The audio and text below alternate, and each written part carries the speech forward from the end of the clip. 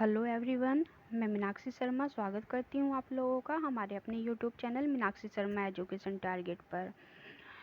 इस वीडियो में हम गर्ल्स वर्दी के ऊपर कुछ इम्पोर्टेंट क्वेश्चंस को डिस्कस करने वाले हैं। और इससे पहले पार्ट 1 और पार्ट 2 इस सीरीज का आ चुका है, जिसमें हमने 1 से लेकर के 80 तक क्वेश्चंस को सॉल्व कर लिया है।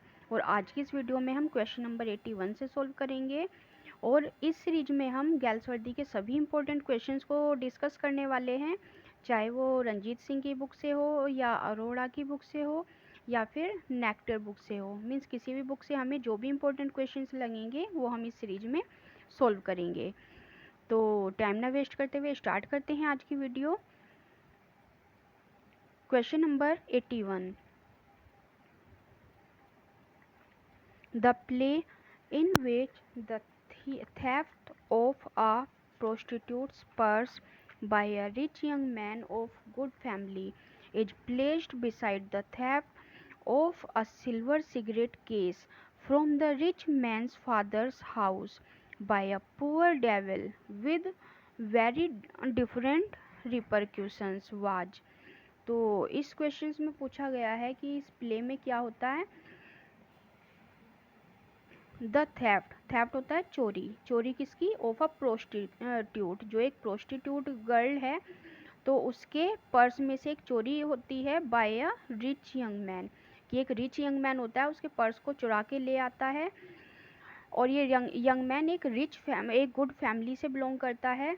And is placed beside the theft of a silver cigarette case from the rich mains fathers house by a poor devil. और उसी के घर से जब वो उस पर्स को ला करके अपने पास रख लेता है तो उसके फादर के घर पे एक पुअर डेविल, उसका एक नौकर का हस्बैंड होता है ये, जिसके लिए दिया हुआ है अ पुअर डेविल, उसने उस पर्स में से क्या चुरा लिया? एक सिगरेट बॉक्स को चुरा लिया।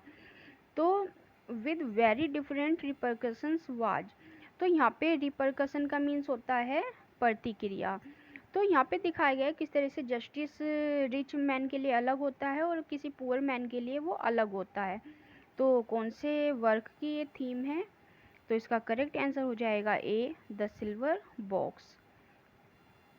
Then 82 question, which of the following novels is not a part of Galsworthy's trilogy? The Forsyte Saga 1922। तो सागा का मीन्स यहाँ पे होता है story.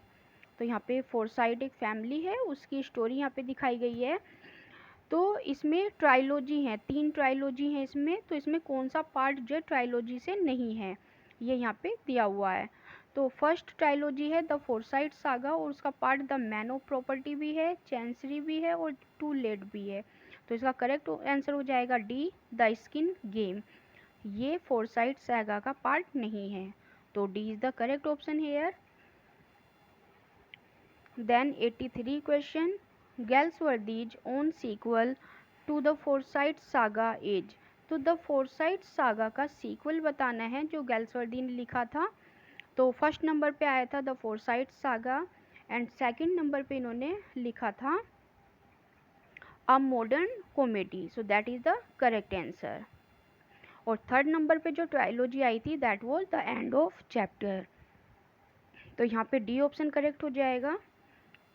84 question, which of the following novels is not a part of Galsworthy's trilogy a modern comedy? तो इसमें पूछा गया है इनमें से कौन सी नोवेल एक पार्ट नहीं है गैल्सवर्दी की ट्राइलोजी का, और कौन सी ट्राइलोजी? अ मॉडर्न कॉमेडी। तो अ मॉडर्न कॉमेडी उन्होंने सेकंड नंबर का सीक्वल है फोरसाइट सागा का। तो उसमें देखिए the white monkey, the silver wings और स्वैन सॉन्ग और मेड इन वेटिंग। तो इसका जो करेक्ट आंसर हो जाएगा that is D, made in waiting, क्योंकि ये उनकी थर्ड ट्राइलोजी का पार्ट है। बाकी सेकंड ट्राइलोजी में ये तीनों आए हुए हैं और ये थर्ड ट्राइलोजी का पार्ट है made in waiting. 85 question, which of the following novels is not a part of Galsworthy's trilogy end of the chapter? इनमें से कौन सा part end of the chapter जो ट्राइलोजी है that one is the last trilogy of Galsworthy. तो इसमें कौन सा पार्ट नहीं है? तो maid in waiting, flowering wilderness and over the river, and D is the white monkey.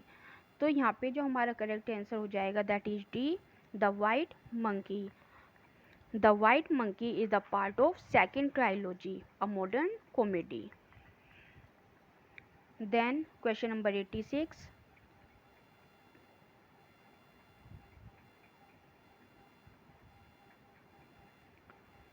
The three trilogies of Galsworthy are published under the collective title of. और उनकी जो 3 ट्रायलॉजी रही हैं, तीनों ट्रायलॉजी में उन्होंने 3 नॉवेल्स एंड 2 इंटरल्यूड को include किया है. फर्स्ट में एंड सेकंड में 3 नॉवेल एंड 2 इंटरल्यूड को उन्होंने जो ऐड किया है, और थर्ड में उन्होंने सिर्फ 3 नॉवेल को डाला है. तो इन तीनों ट्रायलॉजी का जो कलेक्टिव टाइटल आया है उसको क्या बोलेंगे? तो इसका करेक्ट आंसर हो जाएगा A, the Forsyte chronicles. 87 question. In 1994 who wrote a sequel to the Foresight called The Foresights? The saga continues in which Soames' daughter Fleur Ladymont is the main character. तो यहाँ पूछा है 1994 में किसने sequel लिखा था द फोरसाइट सागा का, और उसका नाम रखा था the Forsyte the saga continues, in which Soames daughter, जिसमें कि सोम्स की जो डॉटर है फ्लोर एंड लेडी मोंट जो है वो क्या है, मेन कैरेक्टर की तरह यहाँ पे डिपिक्ट किए गए हैं. तो किसने लिखा था ये? The correct answer will be A here, Sulekha Dawson. तो इसको हम इम्पोर्टेंट भी मार्क कर सकते हैं. 88 question. In which trilogy of Galsworthy awakening 1920 is an interlude? तो कौन सी ऐसी ट्रायलॉजी है जिसमें अवेकनिंग क्या है? अवेकनिंग 1920 एक इंटरल्यूड है. तो 88 question. The correct answer will be C here, the Forsyte Saga. तो फोरसाइट सागा में टोटल 3 नोवेल हैं और 2 इंटरल्यूड हैं. तो यहाँ पे देखिए ट्रिक इसकी MICAL. इस तरह हम लर्न कर सकते हैं. M for the man of property, I for Indian summer of Forsyte, then C for in chancery, A for awakening and L for to let. इस तरह करके हम इसको लर्न कर सकते हैं. तो 88 question. The correct answer will B C, the Forsyte saga. 89 question. Galsworthy was elected as the first president of the Pan International Literary Club in. तो गैल्सवर्दी को कब इलेक्ट किया गया था as the first president of PEN International literary club? तो PEN International literary club के जो उनको प्रेसिडेंट बनाया गया था वो बनाया गया था 1921 में. So here B option will be correct. Then 90 question. Galsworthy died from dash at his London home.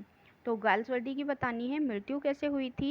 What was the reason of his death? तो the correct answer will be here C, a brain tumor. तो brain tumour से उनकी death हुई थी.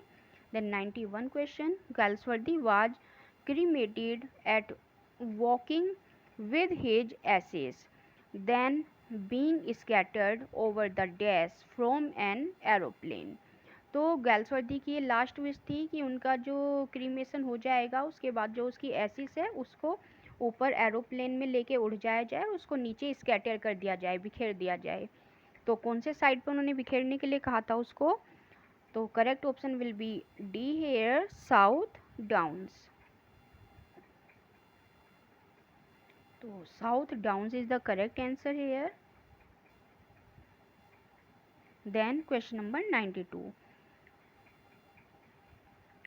That Forsyte Woman 1949 is a film adaptation of his Galsworthy's. तो That Forsyte Woman ये एक जो टाइटल है गैल्सवर्दी के जो वर्क था द फोरसाइट सागा उसके बेस पे ये जो एक पार्ट बनाया गया था इसका फिल्म, इसमें अडेप्टेशन किया गया था दैट फोरसाइट वुमन. और कौन से ईयर में आया था ये? 1949 में. तो देखिए 3 क्वेश्चन हमें यहाँ पे मिल गए हैं. तो कौन से वर्क से लिया गया था? The Forsyte saga, Then what was the title of that film? That Forsyte Woman. And in which year it came? In 1949. So here A will be the correct answer. Question number 93. Galsworthy's short story The Apple Tree was adapted into a radio play for Orson Welles. तो Galsworthy की जो short story थी name the apple tree, इसको adapt किया गया था into a radio play, एक radio play में फॉर ऑर्सन वेल्स. तो 93 question, the correct answer will be A here, lady Esther almanac radio series. तो that can we say important question, so we can mark it as important. Lady Esther Almanac radio series, we have to learn it. Then 94 question, the 1988 film A Summer Story was based on Galsworthy's. तो ये भी एक film है a summer story जो 1988 में आई थी. And ये कौन से गाल्सवर्दी के कौन से वर्क से इसको अडोप्ट किया गया था? तो 94 question, the correct answer will be B here, the apple tree. Then 95 question, the play opens in the office of James How and Sons solicitors. The senior clerk Robert Coxon discovers that a check he had issued for 9 pounds has been forged to 90. तो ये जो play है ये opens होता है किससे? Office से. और किसका ऑफिस है ये? जेम्स हाउ और Sons. James How and Sons solicitor जो हैं ये उसका ऑफिस है, वहाँ से ये प्ले स्टार्ट होता है जिसमें एक सीनियर क्लर्क होता है whose name is Robert Cokeson. और वो डिस्कवर करता है कि उनका जो चेक था वो 9 पॉइंट्स का था जिसको एक फोर्जरी की गई है और उसको 9 पॉइंट से क्या बना दिया गया है? 90 पॉइंट में उसको चेंज कर दिया गया है. By elimination suspicion false upon William Falder. और जब वो अच्छे से इस बारे में छानबीन करते हैं तो सारा का सारा जितना भी उसका सस्पिशन होता है वो किस पे आता है? विलियम फाल्डर पे आता है. सारा विलियम फाल्डर पे आ जाता है. And the junior office clerk, ये जो विलियम फाल्डर है ये जूनियर ऑफिस क्लर्क है. तो हमें बताना है कौन से प्ले की ये थीम है. तो इसका करेक्ट आंसर हो जाएगा ऑप्शन नंबर सी, जस्टिस. फिर है question number 96, who speaks these lines in Justice. Justice play में ये लाइन किसने बोली है? No one will touch him now, never again, he is safe with gentle Jesus. तो ये जो लाइन्स बोली गई हैं ये बोली गई हैं the senior clerk Robert Coxon के द्वारा. So option A will be correct here. और यहाँ पे अगर फिगर ऑफ स्पीच पूछा जाए तो euphemism will be the correct answer, क्योंकि यहाँ पे उन्होंने डेथ को शो करने के लिए वो क्या होता है, हार्श जो हमारा साउंड होता है उसको हम अगर सॉफ्ट वे में बोलते हैं तो दैट इज कॉल्ड यूफेमिज्म. तो फिगर ऑफ स्पीच पूछा जाए तो यूफेमिज्म हो जाएगा यहाँ पे.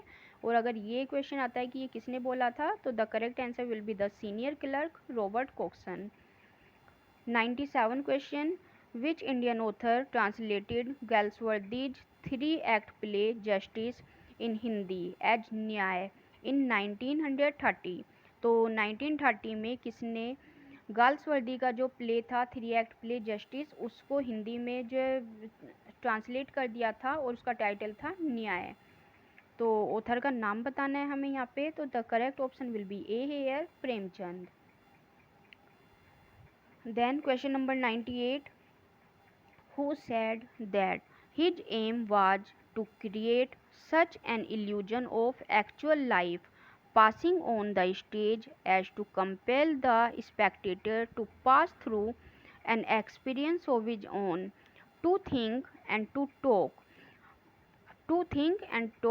and move with the people he sees thinking and talking and moving in front of him.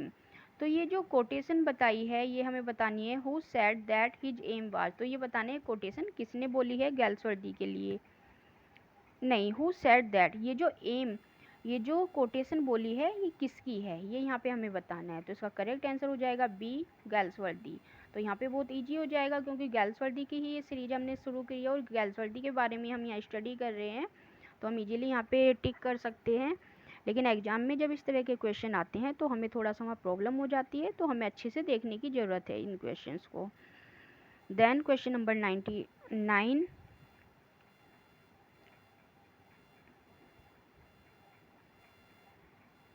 John Barthwick, a liberal MP, is a character in। तो John Barthwick एक character है, वो क्या है, अ लिबरल एमपी है। तो ये जो कैरेक्टर है कौन से वर्क से लिया गया है, तो इसका करेक्ट आंसर हो जाएगा A, the silver box.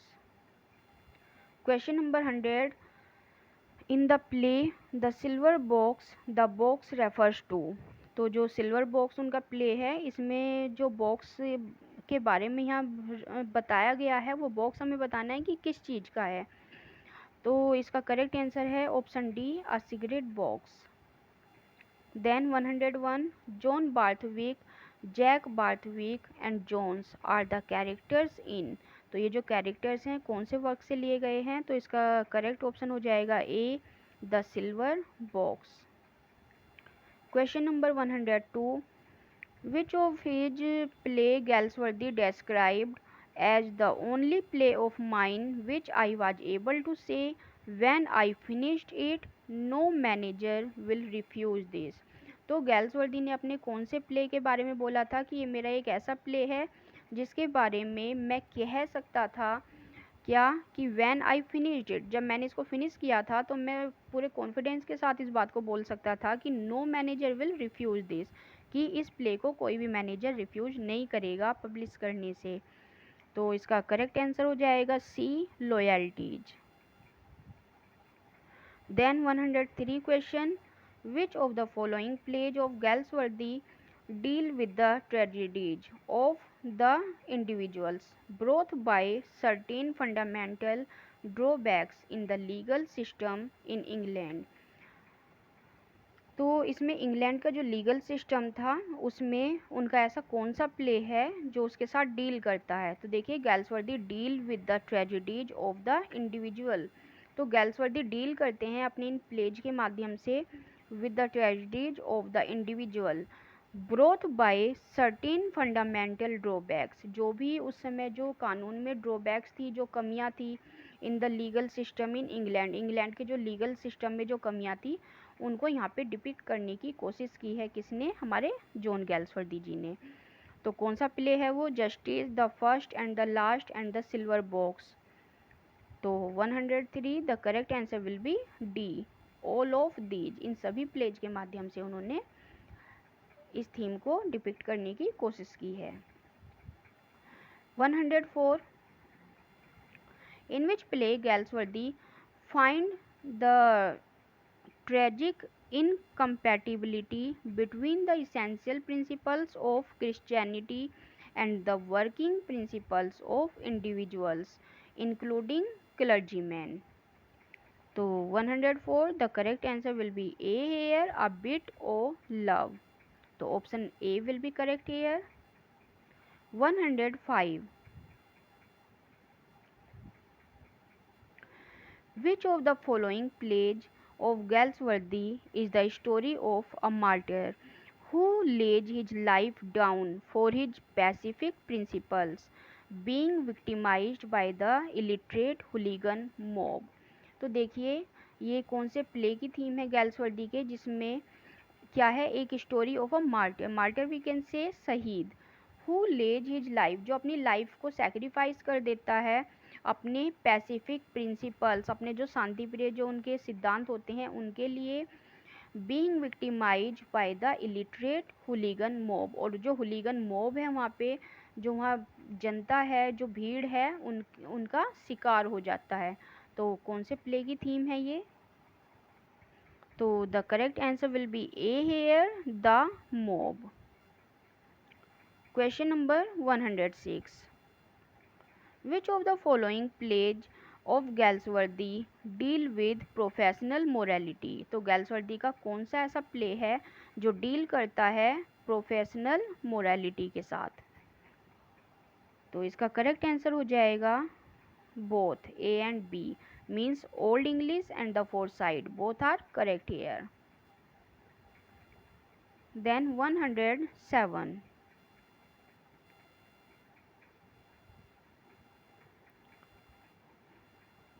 in Galsworthy's plays, the individual villain is substituted by the invisible force society, who observed. His naturalism is akin to that of Ibsen. He shares the moral earnestness of Shaw in his preoccupation with the source and disease of society. He resembles Breaux. So 107, the correct option will be A. R.H. Coates. Then 108 question, which of the following plays of Galsworthy deal with the domestic problem? तो इनमें से बताना है कौन सा Galsworthy का ऐसा play है जो डोमेस्टिक प्रॉब्लम्स के साथ में डील करता है। तो 108, the correct option will be D. All of the above, means Joy, A Family Man and The Fugitive. So all are correct option here. The correct option will be D here, all of the above. Question number 109. Which of the following plays Galsworthy wrote dealing with class consciousness, fanaticism and subsequent social stratification? तो इसका जो correct option हो जाएगा that is D, all of the above, means strife and loyalty, the skin game and the eldest son, all.